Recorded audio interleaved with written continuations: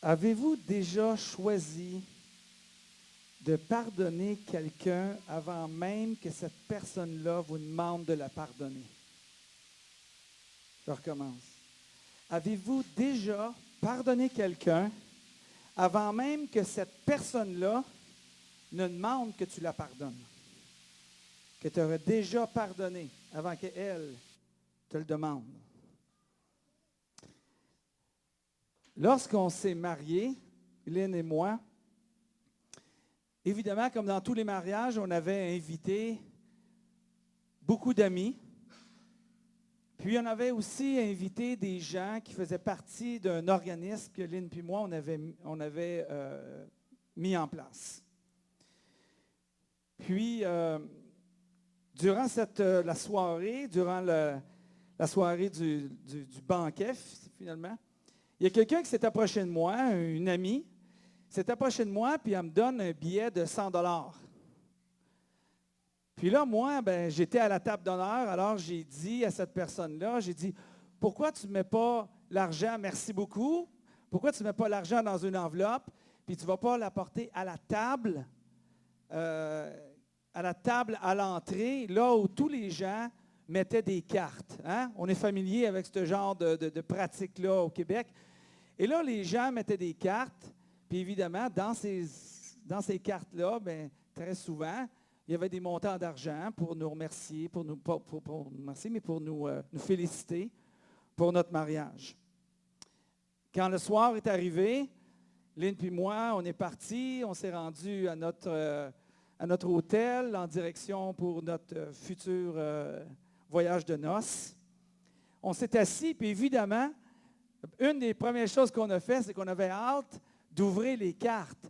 Parce que les gens laissent tous des petits mots, puis ça nous rapproche des gens, nos amis qu'on avait invités, qui étaient là cette journée-là. Puis on ouvre une carte, puis il n'y a pas d'argent dedans. C'est pas grave, on s'en fout. On est heureux d'avoir quelqu'un qui est venu à notre mariage. Mais on ouvre une deuxième, toujours pas de sous. C'est pas grave. Puis une troisième, puis une quatrième, puis une cinquième, puis une septième, puis une 10e carte, puis il n'y a toujours pas d'argent. Mais là, il y avait des sœurs, puis il y avait des belles-sœurs, puis des beaux-frères là-dedans, puis on le sait très bien qu'ils nous offraient un cadeau. Et évidemment, je tombe sur la carte de la personne qui m'avait donné un 100 $ que je lui avais demandé de mettre dans l'enveloppe. Plus d'argent. On s'est fait voler tout l'argent, notre journée de noces à Lynn et moi. Évidemment, on s'est mis à penser, qui a pu faire quelque chose comme ça? Alors, on pense dans notre tête à différentes personnes. Là, on essaie de comprendre c'est quoi. On fait une coupe de téléphone. Puis là, il y a des gens, finalement, on a tous des téléphones aujourd'hui. Puis chacun de nos téléphones a des caméras.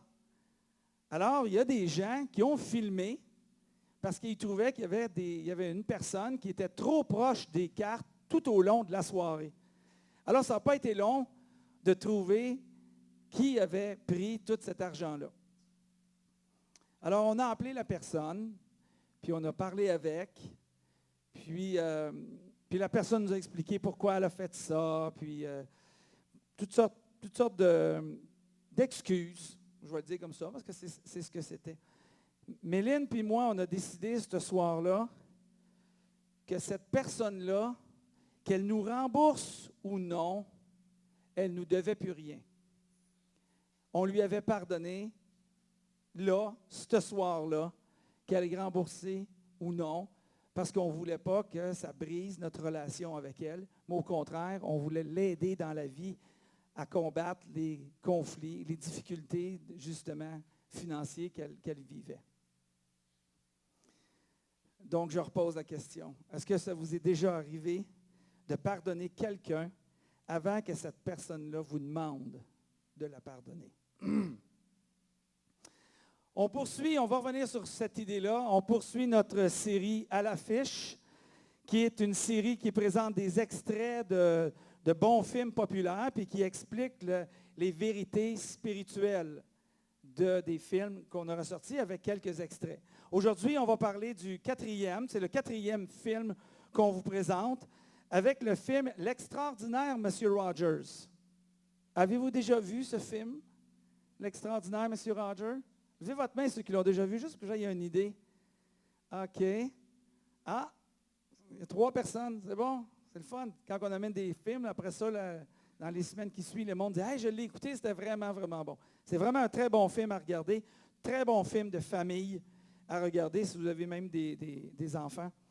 Et ce film-là, juste pour ceux qui se posent peut-être la question, là, la traduction de ce film-là, les gens qui disent « Ah, je le connais », ça s'appelle « A Beautiful Day in the Neighborhood ». « A Beautiful Day in the Neighborhood ». Puis aujourd'hui, on va parler du message, pardon et colère. Pardon et colère. Et le but du message qu'on veut vous partager, c'est quoi faire avec ma colère. Développer une façon chrétienne d'affronter et gérer ses émotions. Quoi faire avec ma colère? Puis on va regarder à développer une façon, ce n'est pas la seule façon, mais c'est une façon chrétienne d'affronter et de gérer ses émotions. Alors, on va commencer avec le film que je vous ai parlé, Monsieur Rogers.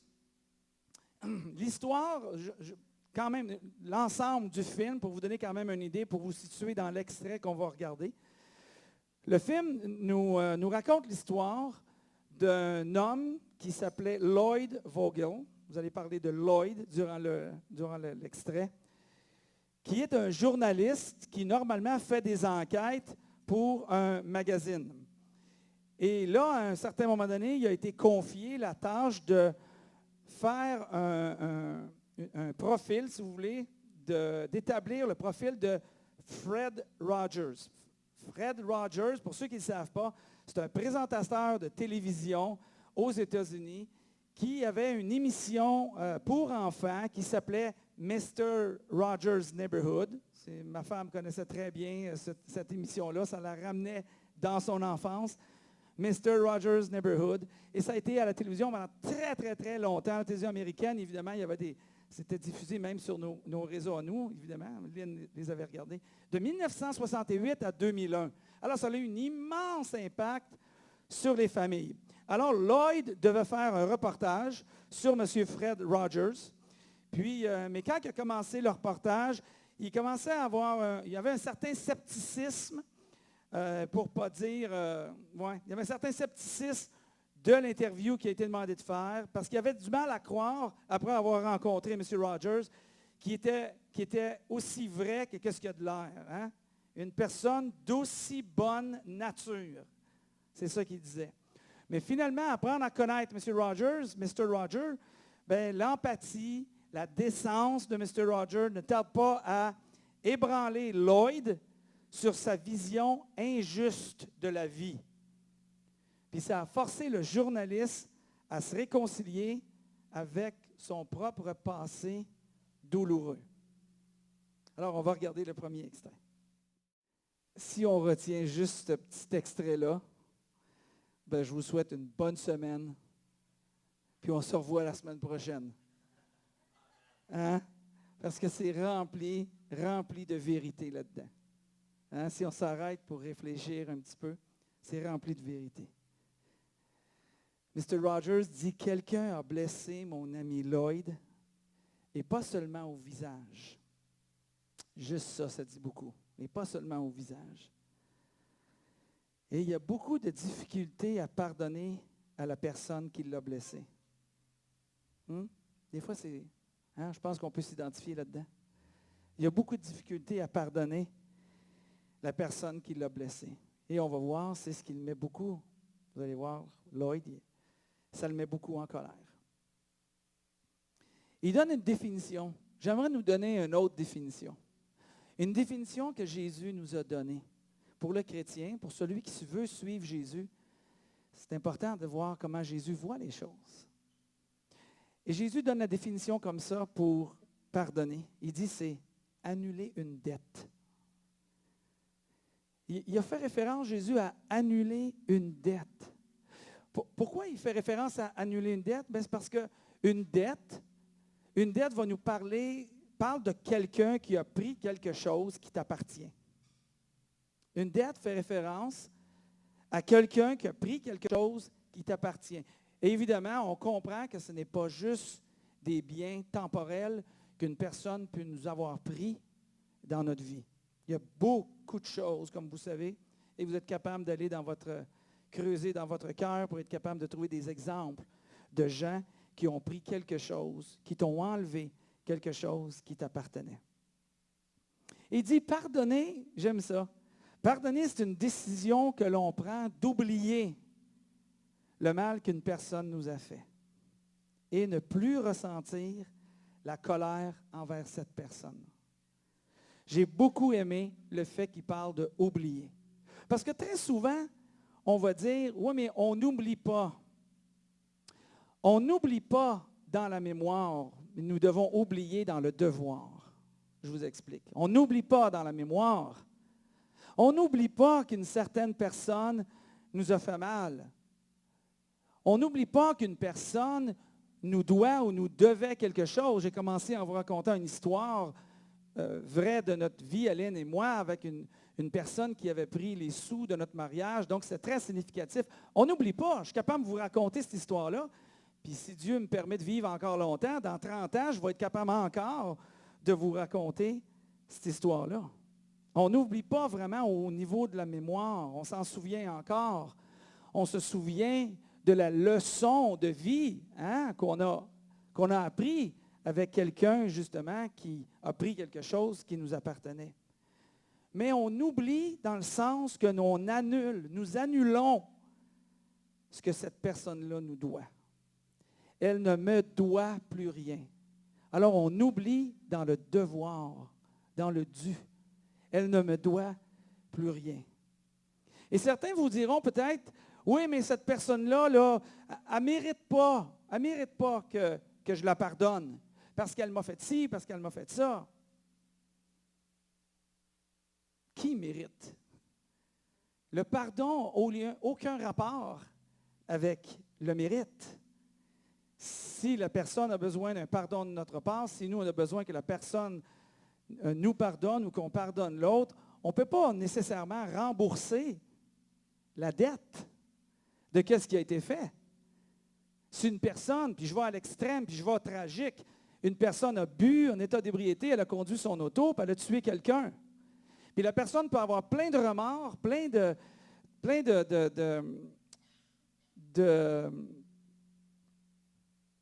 pas juste des remords, mais on dit des regrets, je sais que j'avais en tête, plein de regrets. Puis elle s'en va voir la famille de cette personne-là qu'elle a frappée puis qui est décédée à cause de conduite en état d'ébriété. Elle ne pourra pas, j'aimerais qu'on ferme ça, s'il vous plaît. Elle ne pourra pas rembourser. Elle ne pourra pas rembourser quand la personne est morte. On ne pourra pas changer ça. L'idée de Jésus, c'est de prendre une décision de pardonner. Et Jésus parle sur ce sujet-là de pardonner comme étant annuler une dette.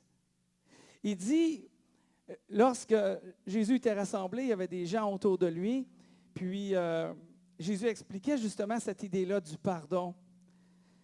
Puis là, il y a Pierre qui s'est approché.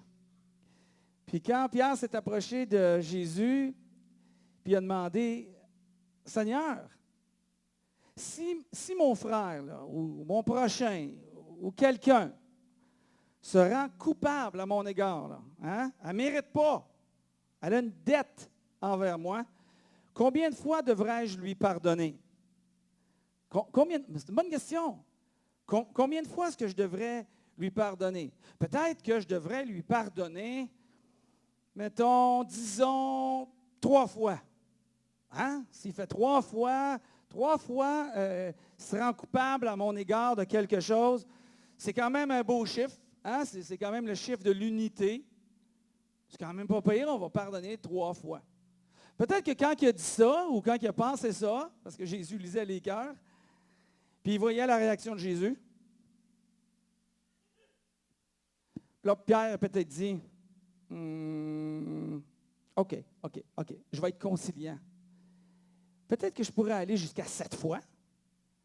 Est-ce que je devrais le pardonner s'il m'offense, s'il me blesse, s'il prend ce qui m'appartient, il se rend coupable à mon égard 7 fois. Puis Jésus répondit, je ne te dis pas d'aller jusqu'à 7 fois, mais jusqu'à 70 fois 7 fois. Ceux qui ont terminé leur maternelle, là, 490 fois. Hein? 7 fois 7, 49, tu rajoutes le 0, tu fais la liaison, tu montes en bas, tu mets 0 plus 490 fois. 490 fois. Qu'est-ce qu'il est en train de dire? 490 fois? Tu veux que je pardonne quelqu'un qui m'a offensé 490 fois? Hein? Ça n'a pas de sens. Qu'est-ce que Jésus est en train de dire là? Jésus est en train de dire que pardonner, c'est illimité, même si tu trouves ça exagéré. Pardonner, c'est illimité. C'est ça que Jésus est en train de démontrer dans son principe de dire 470 fois, 7 fois, 490 fois. Pour y arriver à pardonner de cette manière-là, il est important de développer une façon chrétienne d'affronter et gérer sa colère si on veut arriver à pardonner. C'est une des choses à savoir. Comment gérer sa colère. On va regarder le deuxième extrait qui nous parle de cette idée-là. La mission de Mr. Rogers est d'aider les enfants à développer une façon positive d'affronter et gérer sa colère. Je ne sais pas si vous avez remarqué, mais quand il expliquait ça, Lloyd, celui qui faisait l'interview, avait de la misère à avaler parce que sa conscience vient de jouer. Et là, on nous amène tout de suite avec qui est l'exemple contraire de ce que Mr. Rogers fait. On voit Lloyd qui explique qu'il s'est battu avec son père. Et c'était évidemment, vous aurez l'occasion de voir le film, qu'il y avait une immense colère contre son père à ce moment-là. D'apprendre à gérer sa colère est une chose. Aider d'autres à gérer leur colère est aussi une bonne chose. Aider les autres à gérer leur colère est aussi une bonne chose. Jésus, dans sa réponse qu'il donnait à Pierre, a voulu démontrer justement comment on peut aider les autres à gérer leur colère et comment comprendre que nous pouvons aussi gérer notre colère quand il fait référence à pardonner jusqu'à 490 fois. Comment gérer sa colère? Alors Jésus continue sa réponse avec Pierre. Puis il dit à Pierre, en effet, il en est du royaume des cieux. Le royaume des cieux, c'est nous, c'est les croyants. C'est tous les croyants sur la terre. C'est le système que Dieu a mis en place.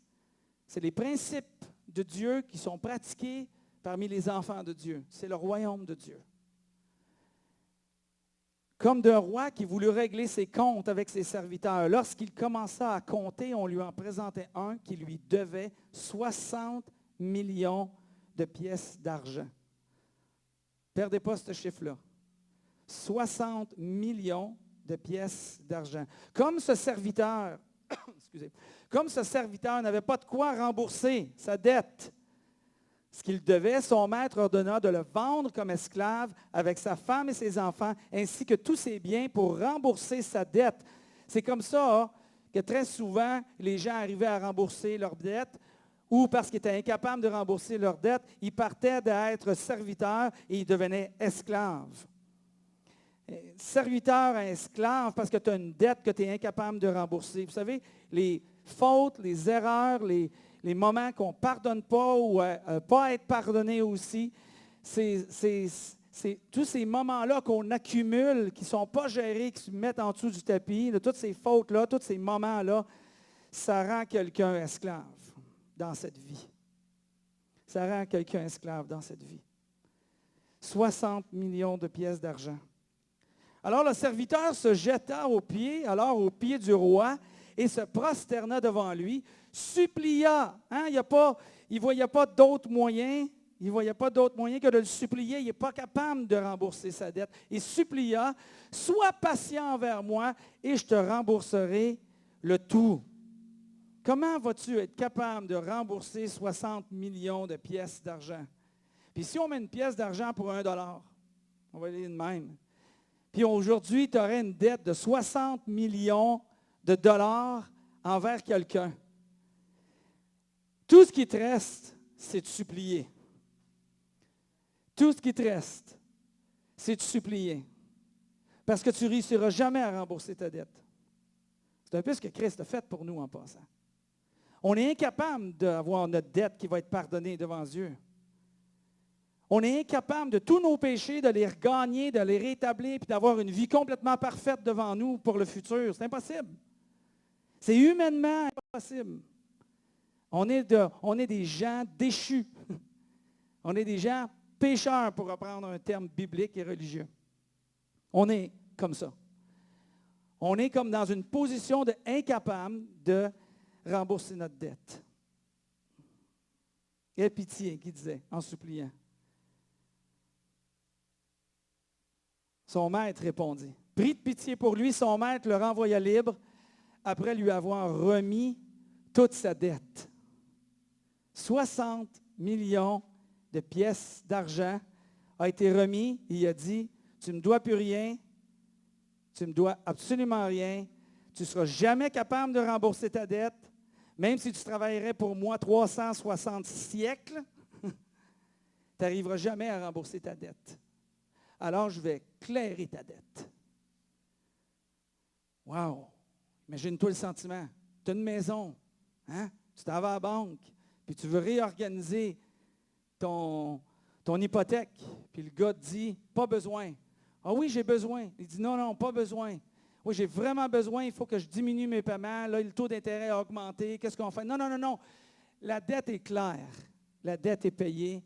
La banque vous remercie de votre service et d'être un client chez Banque un tel ou Caisse un tel. Mais tu n'as plus de dette, puis tu sors de là. Comment tu sors? Hein? Comment tu sors? Ceux qui ont une maison avec une hypothèque, là, que ça fait 20 ans qu'on paye, là, tu sors là, la tête haute. Il y a des gens comme ça qui peuvent nous aider dans l'illustration que Jésus parle de clairer sa dette, de pardonner les uns les autres jusqu'à 70 fois, ces fois, qui, lorsqu'ils comprennent ce principe-là de lourdeur sur les épaules des gens parce qu'on ne pardonne pas une personne, ces gens-là, quand ils nous pardonnent avant même qu'on leur demande de pardonner, puis on le voit dans leur comportement, dans leur attitude, dans leurs yeux, dans leur sourire, dans leur amour envers nous, c'est une tonne de poids qui vient de partir. C'est des personnes qui nous aident à nous reconstruire. C'est des gens qui contribuent à nous reconstruire parce qu'ils agissent avec grâce et avec pardon envers nous. Le pardon, c'est la clé de la liberté envers une personne qui a pris quelque chose qui nous appartient. C'est incroyable la puissance qu'il y a dans le pardon. On va regarder un troisième extrait. J'ai sorti 4 extraits parce que c'était trop bon. Je me suis dit, je vais vous présenter plus d'extraits. Il y a des gens qui sont là pour nous aider à nous reconstruire. C'est des gens qui ont compris de pardonner même si on ne leur demande pas de les pardonner. C'est des gens qui nous aident à apaiser notre colère. Parce que quand on ne pardonne pas, on demeure dans la colère. Et on reproduit cette colère sur d'autres personnes. Et là, on blesse autour de nous. Et Jésus nous dit ça. Il nous donne la directive pour qu'on utilise ce principe-là dans notre vie. De pardonner va apaiser notre colère. Mais de ne pas pardonner va nous rendre plus aigris, plus méchants. Alors, dans l'illustration que Jésus est en train de répondre à Pierre, il continue en disant que, faisant référence à cet homme-là qui devait 46 60 millions exactement. 60 millions qui a été pardonné, sa dette a été remise, il ne devait plus rien, pas une dette. Il sort de là, à peine sorti. Ce serviteur rencontra un de ses compagnons de service qui lui devait 100 pièces d'argent. 100 pièces d'argent. Il le saisit à la gorge en criant « Paie-moi ce que tu me dois ». Il le prit à la gorge. On parle ici de colère, d'amertume, de frustration. Je dirais même parfois peut-être jusqu'à dire de la vengeance sur peut-être ce que lui avait vécu à un moment donné dans sa vie. Mais il a oublié. Il a oublié l'amour qu'il a reçu du roi qui a pardonné toutes ses dettes. Puis qui aurait pu passer de serviteur à esclave, mais il l'a complètement libéré de tout ça. Il a oublié que lui a été pardonné. Mais il regarde l'autre qui doit 100 piastres ou 100 pièces d'argent. Il le saisit à la gorge en criant « Paie-moi tout ce que tu me dois ». Cet homme-là a choisi de demeurer en colère au lieu de aider, pardonner et reconstruire la vie des autres pour que leur colère soit apaisée. Son compagnon se jeta à ses pieds et le supplia, « Sois patient envers moi. » Il dit les mêmes mots, lui dit-il, « Et je te rembourserai tout. » 100. Probablement qu'il aurait été capable de rembourser 100 pièces.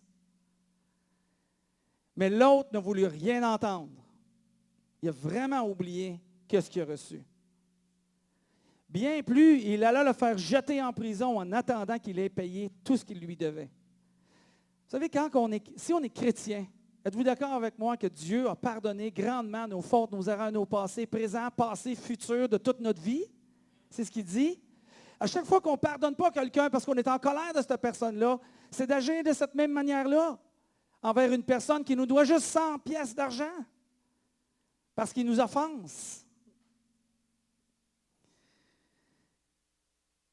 Puis là, il l'a fait, mais en prenant d'autres compagnons, c'est bien, d'autres compagnons de service qui travaillaient avec lui, ont été témoins de ce qui s'est passé et furent profondément attristés et ils allèrent rapporter toute l'affaire à leur maître. Alors celui-ci fit convoquer le serviteur qui avait agi de la sorte, serviteur mauvais. Pas esclave. Serviteur mauvais, lui dit-il. Tout ce que tu me devais, je te l'avais remis parce que tu m'avais supplié. Ne devais-tu pas, toi aussi, avoir pitié de ton compagnon comme j'ai eu pitié de toi? Ne devrais-tu pas, toi aussi, pardonner à l'autre comme Dieu t'a pardonné en Jésus-Christ?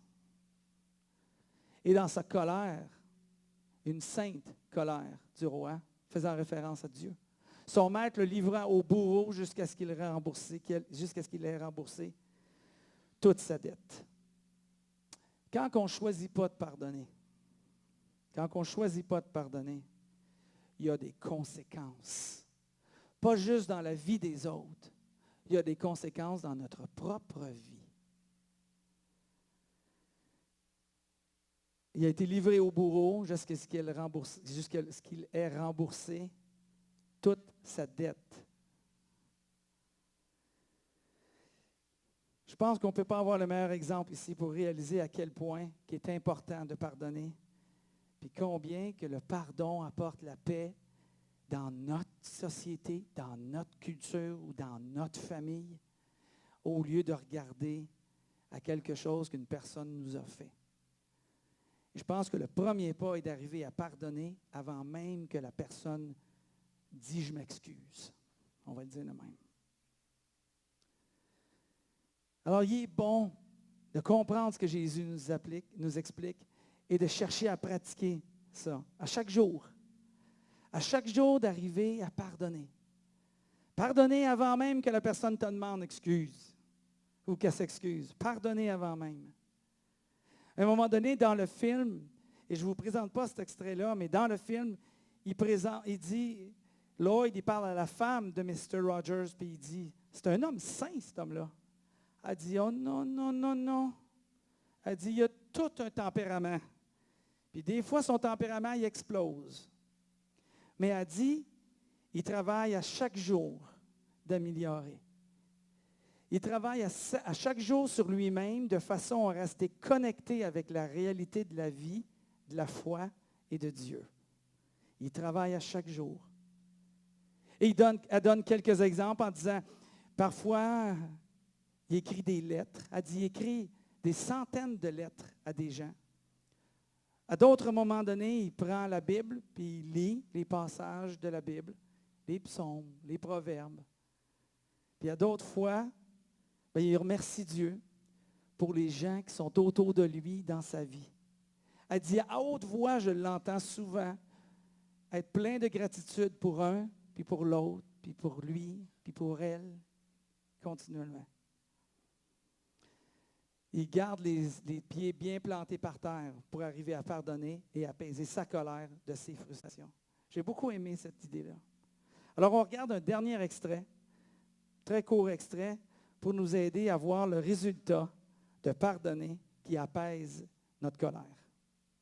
Je crois vraiment que j'aurais pu vous présenter juste les 4 extraits, puis ça aurait fait le message. Mais si on fait un résumé de ça, pour apaiser sa colère et arriver à pardonner, je vous donnerai 3 étapes, rapidement, 3 phrases. Le premier, identifie spécifiquement ce qui t'a été pris. Pourquoi tu es en colère? Identifie spécifiquement, reconnais spécifiquement pourquoi tu es en colère. 2, si ça a un lien, évidemment, le fait de ne pas pardonner, bien, décide que cette personne-là ne te doit plus rien, plutôt qu'ignorer le problème. Donc, 1, identifie spécifiquement ce qui t'a été pris. 2, décide que cette personne ne te doit plus rien. 3, répétez le processus 1 et 2. Continuellement. C'est ça qu'il faut faire. Continuellement. Parce que ce n'est pas vrai que tu pardonnes aujourd'hui, puis c'est fini, tu n'as plus d'émotion par rapport à ça. Ça va revenir. Mais tu refais le processus 1, tu vas identifier. Processus 2, je décide que cette personne-là ne doit plus rien.